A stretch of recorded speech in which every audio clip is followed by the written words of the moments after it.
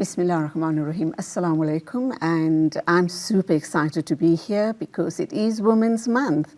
And I have the pleasure and the honor of hosting the most amazing women making a difference, women being change shifters or change makers. And one of those women are in studio with me this morning. Her name is Marie Roux.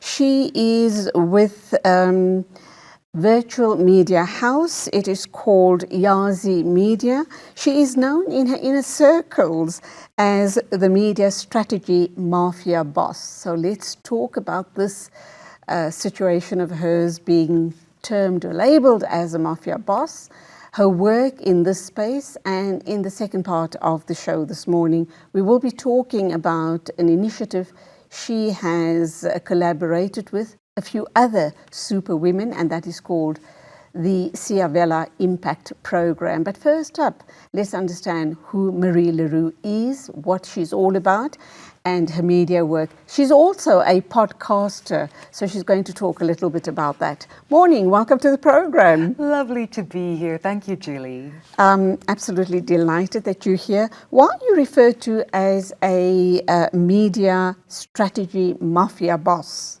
Well, I was wanting to share the idea of how do you share your visionary message with the world, and I realized that there are a lot of secrets around this, and that sense of secrecy made me think, well, we need a name that conveys that. And that was how I came across the word mafia, which really is about just a tribe, an inner circle, and not necessarily about anything underground or sinister. But I host the Media Strategy Mafia, which is a group of people who then share their media secrets to share their visionary message with the world. You've traveled abroad, you've lived abroad for very many years as well, with your work, with the type of work you're doing. Where and how does media now play a role in the age of technology? It's so fascinating that the media used to be something out there. We used to think about TV and radio and, of course, newspapers and magazines. But now it's really in our hands. Anybody who has the ability to pick up their smartphone and put the camera on YouTube can actually create their own channel. So it's really democratized, but that also means if we want to put something of quality out, we've got a little bit of homework to do. That's where those mafia secrets come in. Having said that, you've been in this space for a very, very long time, and you mentioned radio, you mentioned TV, you mentioned newspapers and broadsheets. We know that they've been very negatively impacted on. I mean, I'm quite surprised when I see a newspaper on someone's coffee table because we're consuming news and information very differently to perhaps 5 years ago. How do you see the space evolving even further? It's really interesting that there are still these big media houses that could be even global and national. But more and more, we see that even those have an online presence that allows them to segment. And it's that segmenting that is so interesting about the media right now, because we no longer have to listen to the news that is meant for everybody. We can choose, am I interested in news about my country, about my community? Hilaal TV is a great example because you have focused on a specific segment of viewers, and they're spread across Africa. We're no longer limited to who we can reach with a newspaper we have to pay for each copy for. So that is a lot of the power, is this segmenting, and we can each choose what media we want to consume and where we want to reach people in the media that interests them. But that also brings to mind this all-important question, and that, of course, is advertising spend, how companies decide where they're going to put their money, because that is really what attracts people to a particular medium. How's that playing out with every second person these days? And I salute them for taking the courage to do it. But every second person becoming a blogger or someone who has supposedly specialized information in a specific field and putting out those blogs and videos and information on any platform that they believe is going to reach a target audience. Well, this is where it becomes so important that anybody who has that message really decide, who am I speaking to, and really understand how can they reach them. Because starting a blog is not an achievement anymore. So many people have done it, as you say, same for podcasts or YouTube channels or TikToks. But sustaining that audience is really where the secret lies. And the people who are succeeding, whether it's with independent media or with established media houses, are the ones who are finding innovative ways of bringing this together. So, for example, when a large brand works with a small creator who then has their audience, I was really surprised recently when someone told me that a major radio station was tapping him as a presenter because of his TikTok following. Wow. Because the radio station knows they're bleeding listeners to TikTok. And this is their way of bringing them back. So smart and innovative and individualized solutions are really where we'll see what works and what brings in the ad spend. Marie, you've been in this space for a very long time. Do you have concerns when you talk about TikTok and all of these other platforms that's now dominating our lives the entire world over? You are a podcaster yourself. How is it impacting the different platforms, and what is the future of technology? It's definitely a very competitive future. And when we bring artificial intelligence into the mix, well, AI has really shifted the game, because it means there's so much more out there now. And many of the channels we might find online could be completely artificial intelligence generated. Now there's even a PR company that simply puts out press releases. All you need to do is email their little bot, and it will put out your press release. And it says this is now unbiased news because there's no human intervention, but there's also no human wisdom, and there's not really much of human heart in it. So it's interesting. The future of technology is probably going to be, in many ways, determined by how we use it. There are threats, and one threat is it's very competitive. Another threat is that there's so much noise out there. How can we be really selective about what we choose to consume? So it really is in our hands, and it's important to be aware and conscious of that. And I think the third threat is really the issue around employment. Yes. Because obviously large media houses are no longer in existence, and all of those hundreds of thousands of people that were employed there are jobless at the moment. But I guess with the advent and the advancement of technology and everything else around the world, there will be ways and means for people to become employable. Having said that, talk to me about your podcast series. My podcast is called the League of Visionaries podcast. And the idea about it is very simply giving visionaries or people with a visionary message a platform where they can talk about what they offer. So in the first season, I was lucky enough to speak to people who simply I believe in, because they have something wonderful that they share. And in the second season, I collaborated with the Professional Speakers Association of Southern Africa and simply tapped the speakers who were coming to their convention. So as a media partner, I then had a chance to really talk to them about their journey as speakers and as thought leaders. So that made for a beautiful second season. And the third season, well, it will be back over to speaking to people who have that visionary message. So I'm very excited about that. And when you talk podcasts, how do you put it out? How do you ensure that you are reaching your target audience? And of course, this needs to be funded. So do you get sponsors on board? Very much like TikTok, I should imagine.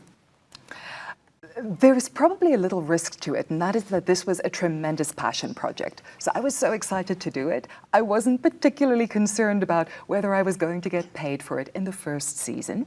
And it was really an enjoyable experiment. In the second season, I started to see the value of having a partner on board. And that was why I worked with this association. And that partnership then provided much more exposure. I didn't think at that time of really charging for it, but there are business models that make it possible. So there are now podcasts that will charge you to come onto their podcast. But if it's your first time, that could be really valuable. right? So it's really all about where is the value. And I haven't thought about really making money out of the podcast as such, but what it has done is it has brought me clients. So it's very interesting how the different avenues to revenues can be built with online media. Okay, and we're going to be moving along now. Time for our first ad break, and when we come back, we're going to be talking about something else that's very close to your heart. Marie Roux is my first guest on the show this morning. We are going to have her on for a little while longer. She's going to talk about the Siavela Impact Program, but let's go for our first ad break.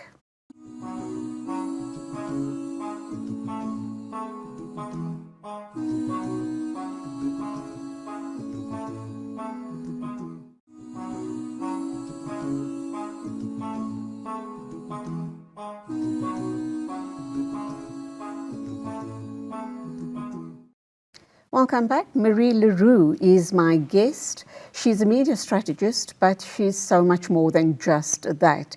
She's also an aspiring small-scale organic farmer, and currently she has partnered up with a few other amazing women, and they have started something called the Siavela Impact Program. Over and above all of that, she's been traveling very widely, and she speaks about 5 different other languages as well. And I kind of just wonder, what does she do to keep up and keep in touch with those languages? How do you manage that, Marie? Well, I think most of it is just having people to talk to. It's lovely to learn a language, but what gives it meaning is having that interaction with other people. And very often I find it's one thing to learn from a book, but get dumped in the middle of Taiwan, and you probably needed to survive the time that I spent in the Middle East. I definitely learned that I don't need to go hungry if I know how to ask for what I need. Wow. We've spoken about your podcast, we've spoken about the work, your mainstream of work, which is being a media strategist. You've now formed a partnership with 3 other amazing women, and I'm really sorry that they were unable to join us today. It's called the Siavela Impact Program. What does Siavela stand for, and how did this all come about? Well, we were looking for a name for this feeling that we had deep inside, that there was a need that just had to be filled. And the name that came up was Siavela, which means we are emerging. And this emergence then comes through also in the logo that we use, which is of this rich tree with its deep roots and its wide-spreading branches. The idea being we need to be nourished from the soil, and we grow out and then we branch out and fruit. But there's also a strong connection to the seasons, because we start our first session in September. So that is actually a time for seeding a new generation and starting with this first cohort of the program as we lead through to become a tree, and the next season we have fruit that will bear its own seeds. What I find interesting is that, and I have met the other ladies that are a part of this partnership, and it's all ladies only, and quite a coincidence that we're talking about it in Women's Month. Was it a coincidence or by design that it's 4 ladies making up this partnership, or rather it's now an NPO, is it not? It's becoming a non-profit company. Yes, we're in the process of registering. Okay. Yes. Women? Was that by design or coincidence? Well, the ideas and the values and the passions behind the project seemed to bring together these women, and that was more around the idea behind it. But the way that it transpired, that we are drawing more women, is perhaps because of the kind of interests that we have addressed. So there's a lot behind how we discovered that there needs to be a program like this, because people are asking for it. But when we started telling people about it, the people who respond, 90% are women. And really high flyers. I've met a few of those. So what exactly is Siavela all about, and what are you 4 women, this group of women, going to go out and do, and how are you going to impact communities and society at large? Well, the need for Siavela. arose when our very first founding partner, Kalnisha Singh, started to see that among the people that she works with in development economics, in corporate social investment, impact investment, and in NPOs, and even community projects, they had the same kind of problems, but they saw it from different perspectives. So people in the corporate space would see, well, we have this money to invest and we are giving it away to NPOs, and then we're not happy with the way it gets spent. And the NPOs were saying they're not giving us more money, and they were not finding a way to communicate. And because she worked with both sides, Kalnisha then saw we need a way to bridge the gap and bring these people together and equip them to succeed in the projects that they have, these projects that are really meant to change the world. And obviously we're talking upliftment projects. Can you talk about one or two very quickly about how they were identified and how you believe it's going to make a difference going forward? Well, the projects at this stage very much self-identify if they see that there is a need. And a lot of this is about building the skills to succeed in that project, but then also having a corporate partner that understands how to support the NPO, and then the NPO understands what the corporate's needs are, because they may see things in very, very different lights. And the fact is, the corporate social investment people feel like people approach them the way that they would a lottery, you know, that it would be luck of the draw and they should just be handing out gifts all the time. But they obviously need to see results. And the nonprofits often have such a good heart, but they might not have the business skills. So helping them to develop that. So one of the specific projects we're looking at is, without mentioning any names, but the idea is for supporting children to have an environment where they have a learn through play opportunities. So things like this that have been very successful, but building more awareness and building more funding for that would be very valuable. And then on the other hand, we have corporations that are investing, but they're still thinking, well, we want to see more results and we want the NPOs to be better equipped to achieve those results. Okay, you're launching in September, in spring. It's a breakaway, and obviously this is going to be really put through the process, lots of minds coming together and talking about moving Siavela forward. But it's also about people investing in who are these people, because the corporates are there to give the money. Can someone like myself, an ordinary layperson, approach you and say, I'd like to be a part of this program, because as I understand it, it runs for a year. So whilst I'm on this program funded by a particular corporate, what will I be doing in that year-long period? Well, that's where the good stuff starts, because a great deal of this is about the community, the opportunity to connect. So as you've seen, Siavela brings together people from very different walks of life. And the first thing that happens is that we see, oh, there's a very different way to see this from what I do, because people who work in an NPO environment only know their people, and people in the corporate world only know their people. So this is a lovely way to see different perspectives.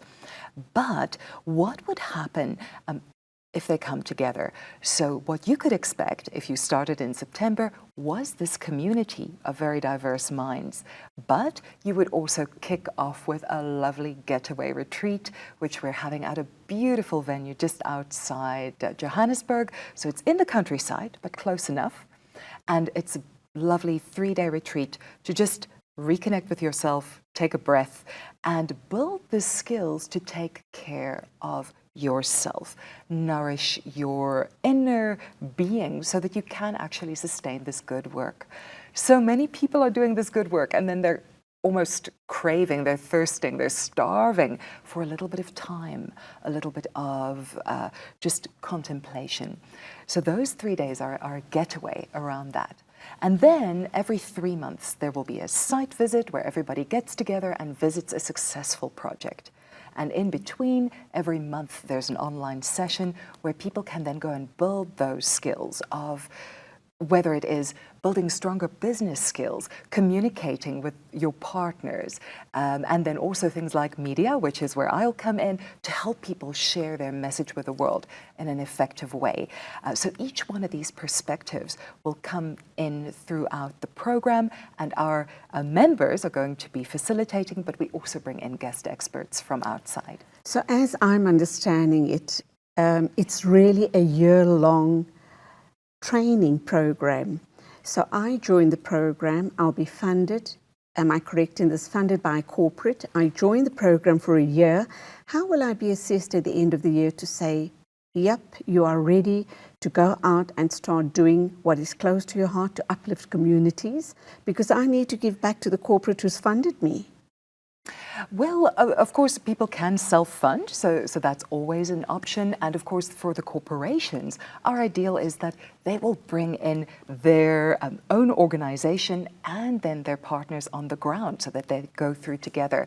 But a big part of this is your own inner awareness. So a big part of knowing if you're ready is simply that you can self-sustain, and especially that you can build the resources and the systems around you that it becomes easier to take time out, to take care of yourself, because you cannot change the world when you burn out. It's really, really hard to do that if you no longer have the energy. So sustaining your own energy by building those systems.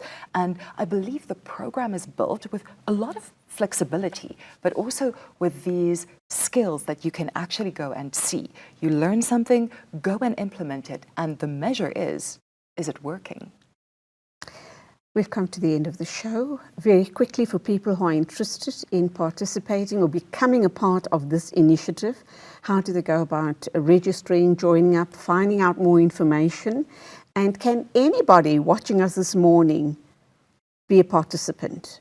Absolutely. Anybody watching this morning, and as it happens this morning, if you visit the website siavela.org or our page on LinkedIn, that is Siavela Impact, you'll also find that there is actually an event happening today at noon. So there's a great opportunity to join us online for this online launch of the Siavela Impact program. So that's siavela.org, or simply look up Siavela Impact on Google. Much success going forward, Marie. I have no doubt in my mind that it's truly going to be a huge success with the type of energy you bring just to this interview. I have no doubt in my mind that it's going to take off like a rocket. And of course, the other partners are Rihanna Musaji, and the other two is Kalnisha Singh and then Siwe Ntombela. So they are both development economists with very different and rich angles that they bring. Good luck. Lovely having you on the show, and God bless. Thank you so much, Julie. Lovely being here. And that's where we say goodbye to Marie. We have Ian Hatton standing by to talk to us. He is an author and is also a leadership specialist. So please do stay with us.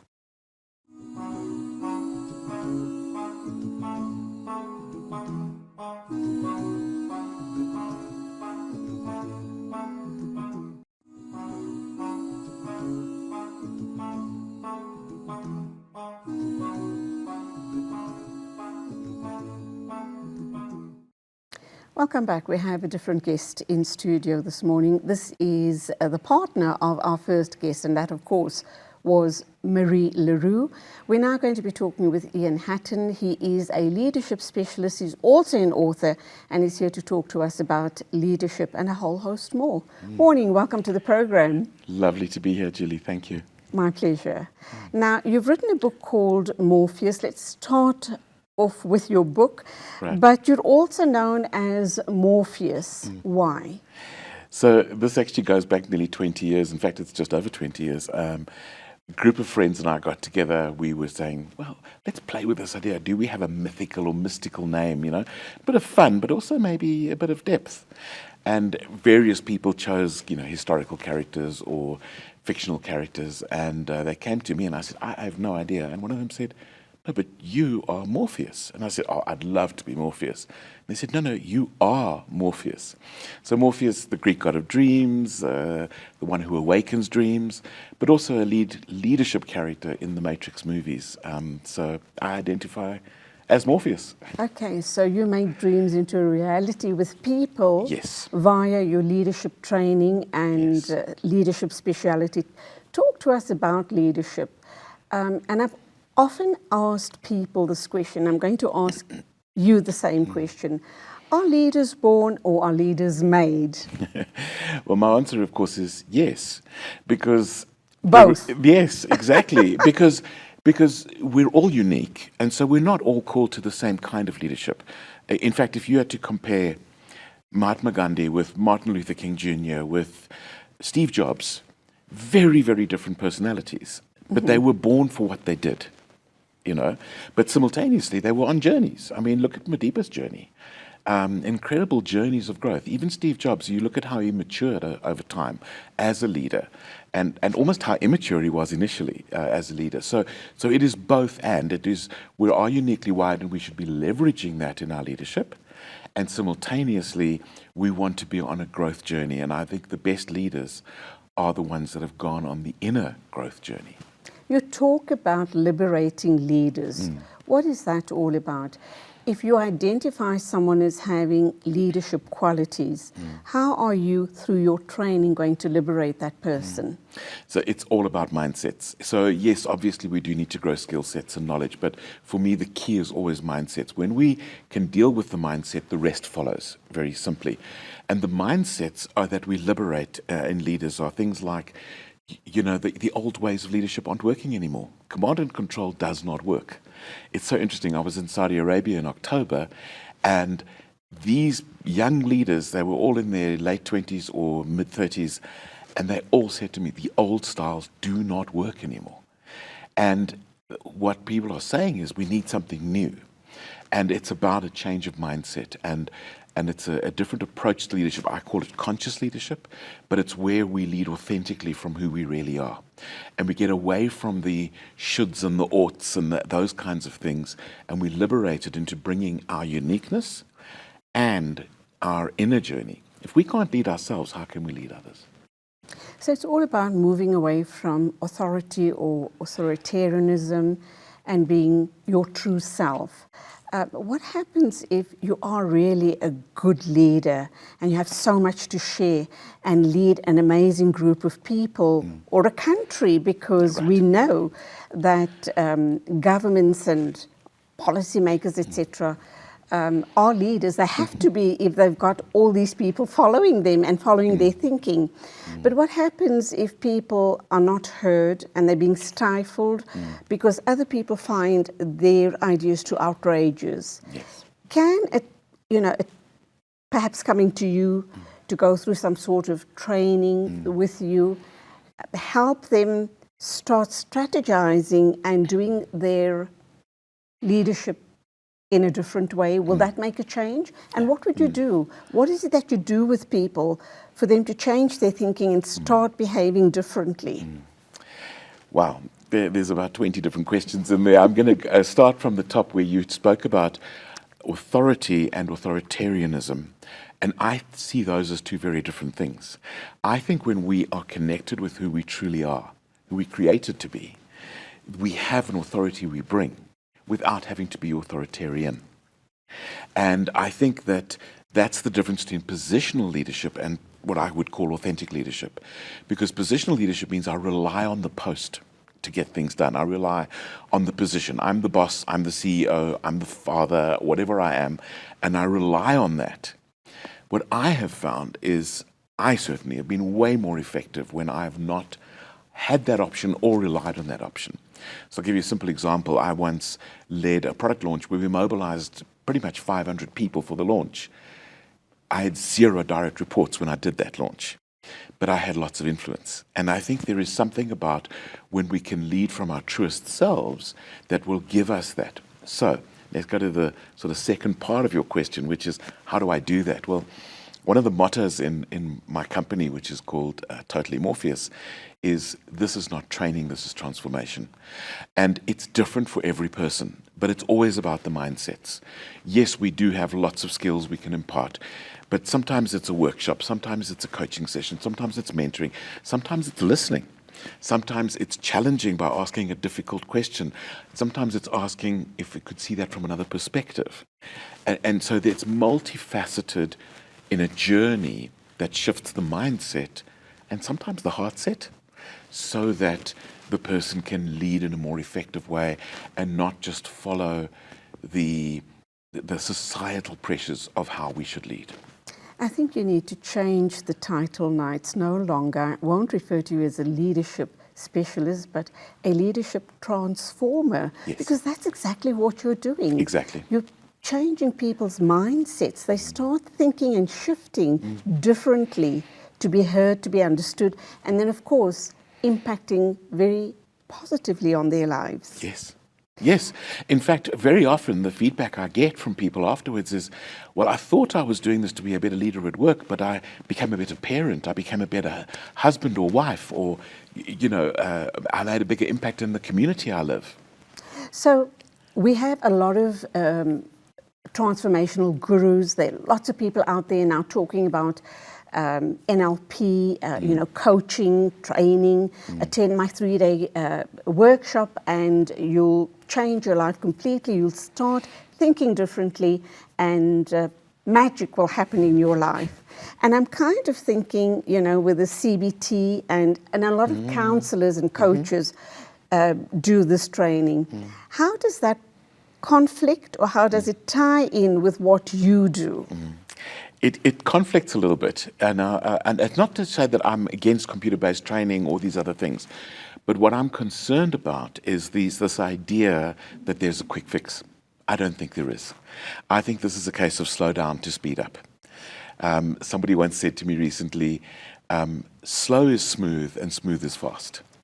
And there's something about if we can slow things down, deal with the deeper issues, and there's no 3-day change.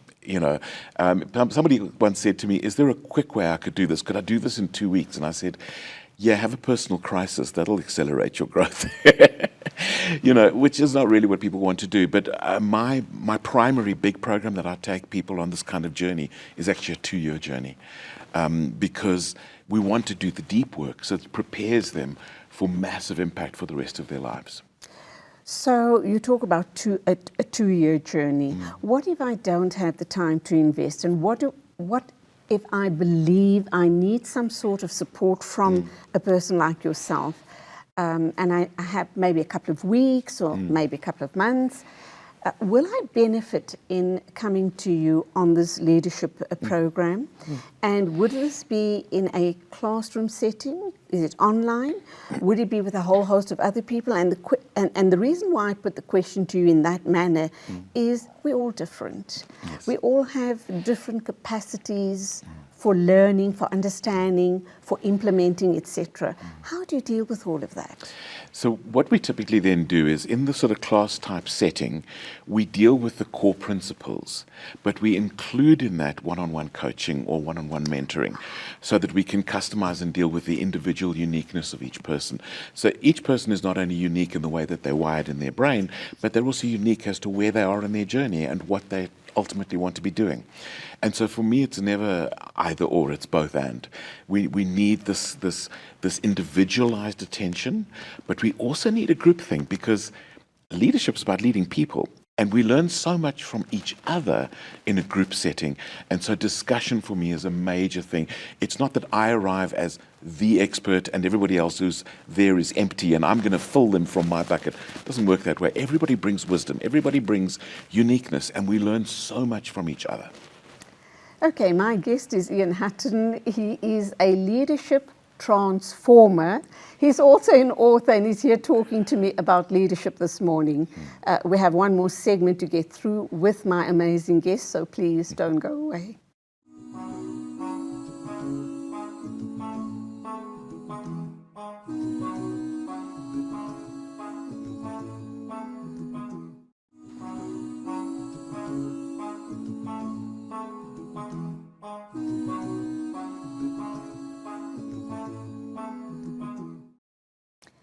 I have the leadership transformer in my studio this morning. He is Ian Hutton, and he's just absolutely fascinating. So let's hear how he decided to come into this space and start changing lives? You started out studying theology. I mean, where's theology and where is being a leadership transformer? Talk to us about that change in direction, the change in your life's path. Yeah, so it's actually a very interesting question, because while I was studying theology part-time, but I was actually in the computer industry. And people kind of go, where does this come from? This computer theology, leadership, what is it all about? And I think if I can say very simply that the reason I studied theology, which isn't why I finished because I needed just to finish the qualification. But the reason I started studying it was because I felt a call to grow the youth of this country and to see what can we do. Is there a better way? Is there a way we can invest in lives? And so the leadership theme was there all along. But as my IT career grew, I ended up heading up the product marketing function at Microsoft South Africa. And here I had the opportunity to practice a lot, to learn a lot, and to see what really worked and what really didn't work. And I would probably go 20%, 80%, including my own leadership. I failed horribly as a manager in a couple of times, and other times succeeded tremendously in leading things. But all of this got me so intrigued to say there has to be a better way. I saw so many models for bad leadership, so many values contradictions where one thing was being said, but the behavior completely contrasted against that. And that led me to this idea of authentic leadership, which I started to pursue, and that's why I then studied the Masters in Organizational Leadership. It was all about being an authentic leader, which has now matured, and the term we now use is conscious leader. Because you could, of course, be authentically bad, authentically evil. True. But you could also then be more conscious of yourself, conscious of your people, conscious of your emotions, conscious of the whole thing, conscious of community and society and the world. And you can, that consciousness can make you a better leader. And that was what drew me into what I do today.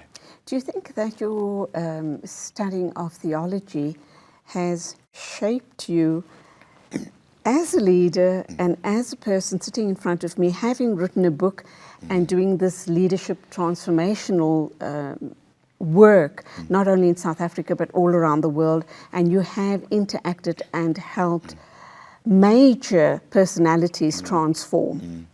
Yes, indeed. So for me, if you had to ask me what is leadership, the one word answer that I would give you is leadership is love. And a lot of people don't understand what that means, because they think, oh, Ian, you're just about being soft or nice. But that's not love. If you see somebody about to harm themselves, you don't just go, oh, it's all very well, it's all nice. You intervene. And one of my favorite images, and I actually use this in my keynote presentations, is when I talk about leadership is love, is the image of a mother bird kicking the baby bird out the nest. Oh. Because that's an act of love. And when you understand love that way, that it's doing what is in the best medium to long-term interest of your people, that I think originated probably in my faith. And today my faith has broadened, but that was probably the core influence of what I practice as a leader and as a leadership transformer. As I listen to you talking, it almost sounds like you're operating at a very high level. And I'm wondering about the youth of today, if they're lost and need some direction, would they benefit from attending one of your leadership transformational courses? Are you too young or too old to be attending such a course? Well, I certainly, I work with some teenagers every now and then, but in particular people in their early 20s. You know, often there's a school leaving, there's a studying, and then there's sort of, but I'm not enjoying my job, what do I do? That sort of age is quite common. At the other end of the spectrum, I've got a friend who quotes me all the time because he says he's learned so much from me, and he's deep into his 70s. I think he's 76 now. So, yeah, it's the full gambit. But if I had to say what's the sweet spot of the people I'm attracting at the moment, it's very specific. It's 40-year-olds or 41-year-olds. And I'm not quite sure what that is, but there's something about some of these people have become managers of managers. Some of these people have grown in their careers to be CEOs of their own companies, who are managing or leading managers who are then leading the rest of the company. And they're all saying, they've realized that what they've been doing wasn't enough. They were trying to do it all by the skills and the knowledge, the techniques, and they're realizing that there's something missing, and they are depleted, and they need something that'll take them through that next half of their career. And what did you believe is that secret ingredient that takes them through that next half? It's going on the inner journey. And I know this because I did it myself.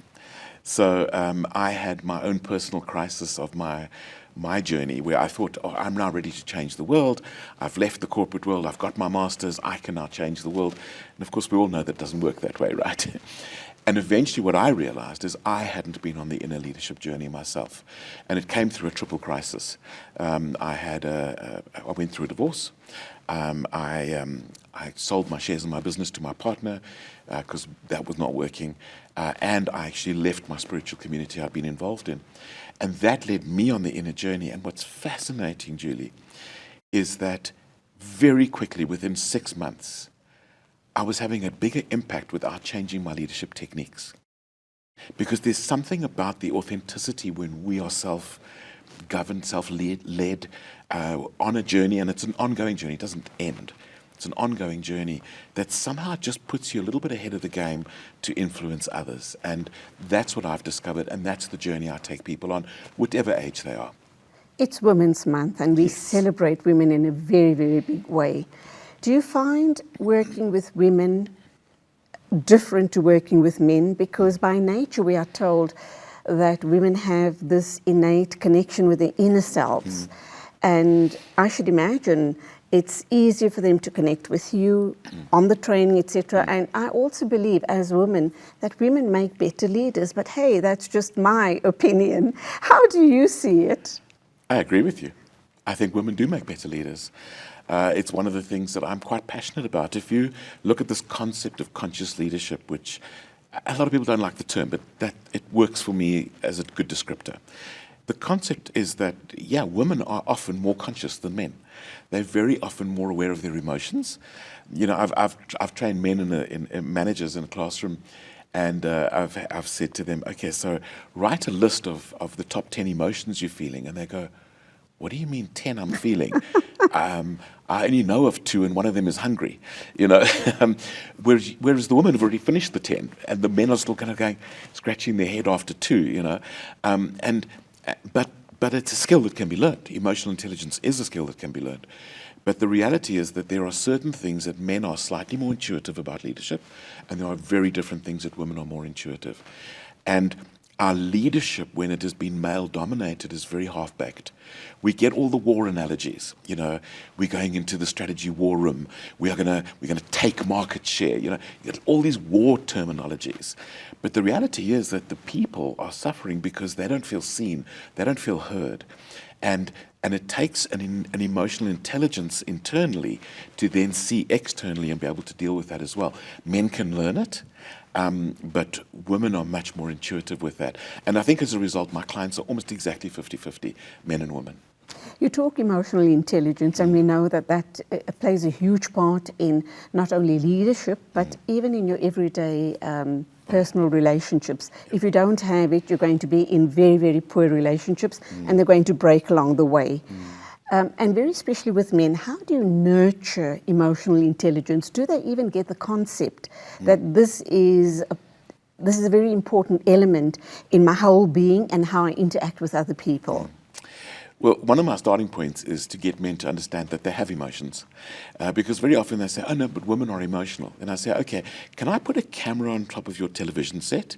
And while you're watching the rugby or the football, I want to see if you don't have any emotions or do. Right. You know, and suddenly they go, oh, the ref this, and you know, they get angry, they cheer, all of the emotions start to happen.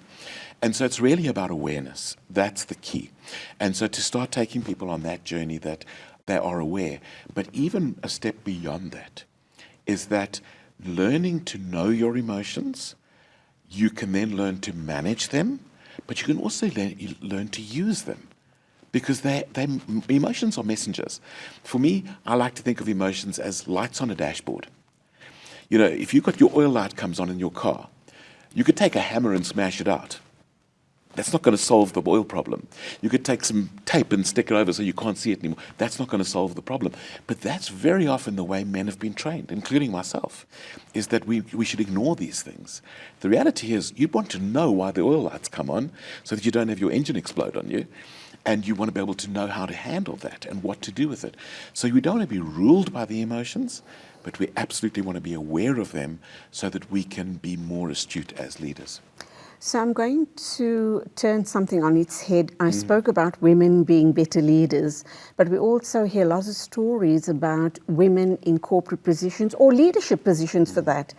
And people then complain bitterly about them because they're in a very competitive environment. I don't know, do women feel they have to work harder, be meaner to be better leaders? How are you finding that playing out? Absolutely, I see it a lot. And again, so a very similar journey is become aware of the power that you bring as a woman. Become aware that you have intuitions that could serve you maybe better than trying to be a man. And so for me, that is absolutely part of the journey, is this awareness of the power of every facet of who we are. Because men have ignored their emotions to a large extent. Women have ignored other parts. And we don't have to switch between which one we are. It's how do we add the fullness of our created being. You know, why would we have emotions if they weren't supposed to benefit us? Why would we have bodies if we're only supposed to be in our brains? You know, there's so much going on. And conscious leadership is becoming conscious of all of who we are, including intuition. And intuition is a leadership superpower. And if we're not aware of it, we're ignoring an advantage. We've got a minute to go. Is intuition a learned behavior? Is it something that's intrinsically within your very core and soul? Is there a way of nurturing it? How do you explain that? It's all about awareness. So it's always there. Everybody's intuitive. I do a lot of work on the uniqueness of human brains, and everybody has intuition. But a lot of it has been suppressed. We live in a world where everything's supposed to be about logic, logic, logic. But intuition is high-speed logic. And we need to tap into it, so it's awareness. So let's throw out the myth that men don't cry, men mustn't cry. It's okay to cry. All the men that I've worked with cry, including me. And that's where we leave it. There you have it. Ian Hutton, a leadership transformer, author of a book talking to us about what leadership is all about. He certainly has inspired me. I hope you've enjoyed listening to him as much as I have. And that's where we end the show today. Thank you for watching. Till next time, as always, it is Assalamu Alaikum from me, Julie Ali.